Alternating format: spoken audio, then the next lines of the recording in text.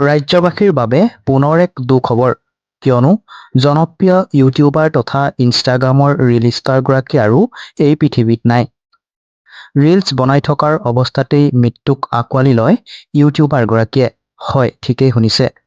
মহাৰাষ্ট্ৰৰ ৰায়গড় জিলাৰ কুম্ভে জলপ্ৰপাতত চিত্ৰগ্ৰহণৰ সময়ত ৩০০ ফুট দ খাৱৈত পৰি মৃত্যু হয় ২৭ বছৰীয়া জনপ্ৰিয় ট্ৰেভেল কণ্টেণ্ট ক্ৰিয়েটৰ আনভি কান্দাৰৰ।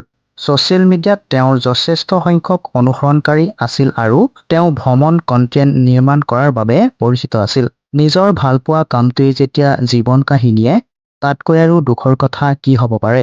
মুম্বাইৰ ২৭ বছৰীয়া আনভি কান্দাৰে আকৰ্ষণীয় ৰিলছ প্ৰস্তুত কৰিয়েই জীৱন হেৰুৱাবলগীয়া হয়। কেইবাগৰাকীও বন্ধু-বান্ধৱৰ সৈতে মনগাঁৱৰ কুম্ভে জলপ্ৰপাতটো পৰিদৰ্শন কৰিছিল ইউটিউবাৰ আনভি কান্দাৰে।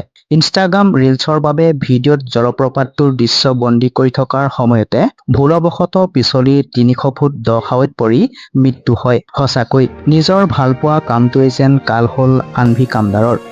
শেষত এনে ঘটনা যাতে পুনৰ কাৰো জীৱনলৈ নাহে, তাৰেই কামনা কৰি তেখেতৰ বিদেহ আত্মাৰ চিৰশান্তি কামনা কৰিলোঁ।